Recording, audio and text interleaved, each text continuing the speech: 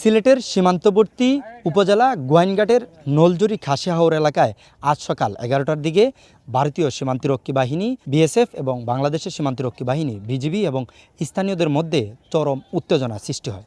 মূলত এই সীমান্ত এলাকারটিতে ভূমি জরিপকে কেন্দ্র করে এই উত্তেজনার সৃষ্টি হয়। ভূমি জরিপে এসে ভারতীয় সীমান্তরক্ষী বাহিনীরা যখন স্থানীয়দের সাথে তর্ক বিতর্কে জড়িয়ে যায়, তখন ভারতীয় সীমান্তরক্ষী বাহিনীরা তাদের অস্ত্র তাক করে ভয় দেখাতে চায় বাংলাদেশিদের। তখনই বাংলাদেশিরা ক্ষিপ্ত হয়ে ভারতীয়দেরকে প্রতিহত করার চেষ্টা করে। মূলত এই নলজুরি হাওরটিতে গত যুগের পর যুগ, বছরের পর বছর ধরে স্থানীয়রা এখানে গবাদি পশুপালন সহ খেলাধুলা করে আসছেন। কিন্তু গত 3-4 দিন ধরে ভারতীয় সীমান্তরক্ষী বাহিনী এই বাংলাদেশিদেরকে বিভিন্ন সময় হয়রানি কিংবা ভয়ভীতি দেখাচ্ছে বলে জানিয়েছেন স্থানীয়রা। কী কারণে আসলে আজকের এই ঘটনাটি ঘটেছিল, বিএসএফের সাথে কি হয়েছিল, কেন বিএসএফ বাংলাদেশিদের হুঙ্কারে এই বাংলাদেশের সীমানা ছেড়ে পালিয়ে যেতে বাধ্য হয়েছিলেন, সেই বিষয়গুলো আমরা জানার চেষ্টা করব স্থানীয়দের কাছ থেকে। আমরা যদি জানতে চাই ভাই, আজকে সকালে কেন কী কারণে ঘটনাটা ঘটেছিল একটু যদি বলেন। আসসালামু আলাইকুম।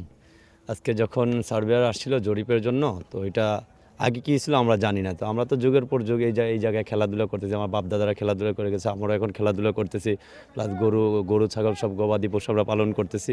এরই প্রেক্ষিতে আজকে হুট করে আর আমাদের এই মাঠের মধ্যবর্তী অবস্থায় ফ্ল্যাগ টাঙানোর চেষ্টা করছিল, এদের সীমানার এরা দাবি করছিল। এরই প্রেক্ষিতে আমরা বাধা সৃষ্টি করায় আমরা বলছি যে আমাদের জন্মমাটি 1 ইঞ্চি মাটি আমরা দিব না। এরই প্রেক্ষিতে ওনারা যখন আমাদের বন্দুক তাক করে, তখন আমরা জনতারা খুব খেপে গিয়ে ওনাদের প্রতি আমরা প্রতিহত করার চেষ্টা করি। পরে এরা এদের দেশের প্লেয়ারের যে অবস্থান নেয়, আমরা বাধ্য করি এদের দেশের প্লেয়ারের অবস্থান করতে। এই বিষয়ে আমরা খুব মারমুখী হয়েছিলাম। আমরা আমাদের দেহের রক্তবিন্দু থাকতে আমাদের 1 ইঞ্চি মাটি আর নিতে দেব না ইন্ডিয়াবাসীকে। যেমনটি স্থানীয়রা বলছিলেন যে বিএসএফের যে সদস্যরা তারা এসে বাংলাদেশে খুব উত্তেজিতভাবে কথা বলছিলেন, তারা খুব পাওয়ার দেখাচ্ছিলেন। তখনই কিন্তু এখানে যারা উপস্থিত ছিলেন তারা কিন্তু বিএসএফকে বাধা দিয়েছেন। তারপরেই কিন্তু আশপাশের স্থানীয় মানুষজন ছুটে আসে, তারপরেই আসলে এই উত্তেজনাটি সৃষ্টি হয়। আমরা আরেকজনের কাছে একটু জানার চেষ্টা করব আজকে কি হয়েছিল, একটু যদি সংক্ষেপে বলেন। জি, আসলে বিগত কয়েকদিন আগেও এরকম আপনার এই সরকারি সার্ভার আসছিল এই জায়গায়। আসার পরে আপনার তারা বলছিল যে এই জায়গা নাকি 2015 সালে ফ্যাসিস্ট শেখ হাসিনা, স্বৈরাচার শেখ হাসিনা নাকি ওনাদেরকে এটা চুক্তি দিয়ে দিছে। তখন আমরা বললাম যে শেখ হাসিনা যখন উনি পালাইছে তখন তার সব চুক্তিও বাতিল হয়ে গেছে। তখন তারা এখান থেকে মুখ বন্ধ করে, মুখ কালো করে তারা চলে যায়। আজকে সকালে যখন আমার কাছে ফোন যায়, তারা বলছে তারা আবার আসছে, তোমরা কে কোথায় আসো। তখন আমি ছুটে আসলাম, আসার পর দেখলাম যে আপনার ইন্ডিয়ার যেই বিএসএফ বা বাংলাদেশের যে বিজিবি আর ইন্ডিয়ার সার্ভার সহ তারা সবাই এখানে উপস্থিত, এবং তারা এই জায়গায় ফ্ল্যাগ নিয়ে জায়গা জরিপ করছে, প্লাস তারা ম্যাপ কাটছে। তখন আমরা তাদেরকে বাধা দিলে বাংলাদেশ সার্ভার যখন চলে যায়, তখন বিএসএফ সার্ভাররা তারা আপনার এই জায়গায় মাপজুপ করতে থাকে। তখন আমরা তাদেরকে বাধা দিলে ইন্ডিয়ার যে বিএসএফ আছে, বিএসএফ আমাদের দিকে বন্দুক তাক করতে আমাদের মানে রক্ত গরম হয়ে যায়। কারণ তারা আমাদের জায়গা নিবে, আবার আমাদের উপরে এই বন্দুক তাক করবে। আমরা এটা সহ্য করতে পারি না সহ্য করতে পারে আমরা আমাদের দেশের মাটি রক্ষার্থে আমাদের নিজের জানের দিকে না তাকিয়ে আমরা তাদেরকে এই জায়গাতে তাড়িয়ে দিতে সক্ষম হই। এবং তাদেরকে আমরা এই সবাই উৎসুক জনতা যারা ছিল, আমরা এই স্থানীয় যারা ছিল সবাই আমরা তাদেরকে প্রতিহত করে এই জায়গাতে তাড়িয়ে দেই।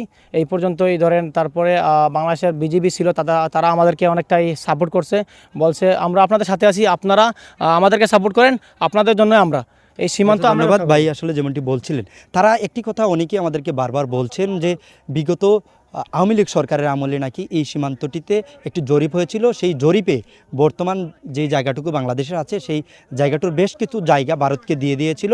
সেই জায়গাটু আজকে আসলে ভারতের সীমান্তরক্ষী বাহিনী বা ভারতীয় প্রশাসনের লোকজন এসে দখল করার জন্য চেষ্টা করেছিল বলে স্থানীয়রা বলছেন। তারপরে তারা আসলে ক্ষিপ্ত হন। আমরা আরেকজনের সাথে একটু কথা বলার চেষ্টা করব, ওনার কাছ থেকে জানার চেষ্টা করবো। আপনি তো সকালে ছিলেন, কি হয়েছিল এটা যদি একটু বলেন ভাই। মূলত কাহিনীটা হইল গিয়ে আজকে 4-5 দিন ধরে অনেক প্রকারের ঝামেলা চলতেছে। তারা ব্যাংকার খুদে গোপনে রাতের আধারে, তারপরে আমরা বিজিবিকে আনানোর পরে ঝামেলা হয়। ব্যাংকার আবার মাটি ফালাইয়া গাতা বরদ করে তারা আবার বিদায় করে দেওয়া হয়। তো আজকে জায়গা যখন মাপতে আসছে, আমাদের বাংলাদেশের সীমানা মেন, তারাও যেখানে দাঁড়ায় আসছিল সেটা আমাদের বাংলাদেশের সীমানা, কিন্তু সেটা তারা দখলে নিছে। ঠিক আছে, তারা দখল নেওয়ার পরে এখন আইসা প্লেয়ার করতে মাপতে ছিল। তারপরে আমরা পাবলিক তো এই জায়গা দেব না, কারণ আমরা ছোটোর থেকে বড় হয়েছি মাঠটাতে খেলাধুলা করে গরু বাছুর পেলে আমরা তো এটা দিব না। আমাদের শরীরে এক ফোঁটা রক্ত থাকা অবস্থায় এই মাঠ আমরা রাখানোর চিন্তা করবো বাংলাদেশের সীমান্ত। তো তারপরে যখন তারা সীমানা করতে নিয়েছিল, মাপতে নিয়েছিল, তখন আমরা গ্রামবাসী যারা আছি সবাই মিলে তাদেরকে প্রতিরোধ করে তারাই দেওয়া হয়েছে, তাদের সীমান্ত আমরা পাঠিয়ে দিচ্ছি। ধন্যবাদ। যেমনটি আসলে এই স্থানীয়রা বলছেন যে আমাদের দেশের এক বিন্দু রক্ত থাকতে আমাদের দেশের 1 ইঞ্চি মাটি আসলে আমরা কাউকে দিব না। সেই কারণেই আমরা আসলে ভারতীয় সীমান্তরক্ষী বাহিনীর অস্ত্রকে বই না পেয়ে তাদের অস্ত্রের মুখে দাঁড়িয়ে আমরা প্রতিবাদ করেছিলাম আমাদের দেশের মাটি রক্ষার জন্য। সিলেটের সীমান্তবর্তী গোয়াইনঘাট উপজেলার পূর্ব জাফলং ইউনিয়নের নলজুরি খাসিয়া হাওর এলাকা থেকে আজকের সীমান্তের উত্তেজনার সর্বশেষ তথ্য জানাচ্ছিলাম আমি কবির আহমেদ। সবাইকে আমাদের সাথে থাকার জন্য ধন্যবাদ।